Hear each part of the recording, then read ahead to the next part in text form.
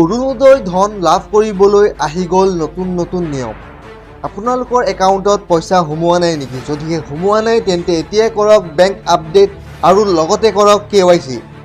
ফেব্ৰুৱাৰী মাহত লাভ কৰিব আপোনালোকে ডাঙৰ উপহাৰ। অৰুণোদয় আঁচনিৰ ধন নিয়মীয়াকৈ পাবলৈ বেংক একাউণ্ট ঠিক হৈ থাকিব লাগিব। বহু লোকে KYC নকৰে কাৰণে অৰুণোদয় ধন জমা নহয়। চৰকাৰে টকা দি দিয়ে কিন্তু একাউণ্টলৈ নাযায়, কাৰণ KYC আপডেট হোৱা নাই। আপোনালোকে শীঘ্ৰেই KYC আপডেট কৰক। ইয়াৰ কাৰণ একাউণ্টত KYC আপডেট হৈ নাথাকে। নিজৰ বেংক একাউণ্ট যদি পৰিষ্কাৰ হৈ নাথাকে তেন্তে চৰকাৰে টকা দিলেও একাউণ্টত জমা নহয়। দ্বিতীয়তে, অৰুণোদয়ৰ বাবে যিটো মোবাইল নম্বৰ দিছে সেই মোবাইল নম্বৰটো এক্টিভ কৰি ৰাখক। কিবা কাৰণত যদি মোবাইলটো পৰিৱৰ্তন হয় চৰকাৰক জনাব লাগিব।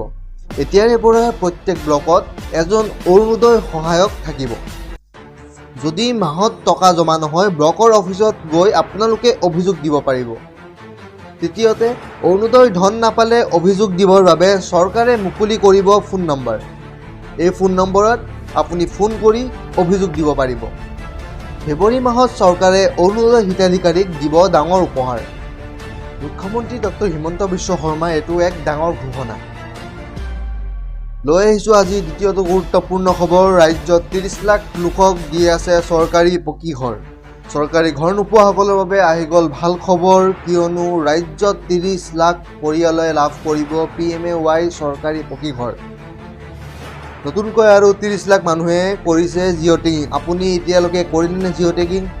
প্ৰস্তুত কৰিব নতুন হিতাধিকাৰী তালিকা, অৰ্থাৎ নতুন লিষ্ট তৈয়াৰ কৰা হ'ব। কোনো দৰিদ্ৰ পৰিয়াল বাদ নপৰে পকী ঘৰ লাভৰ পৰা।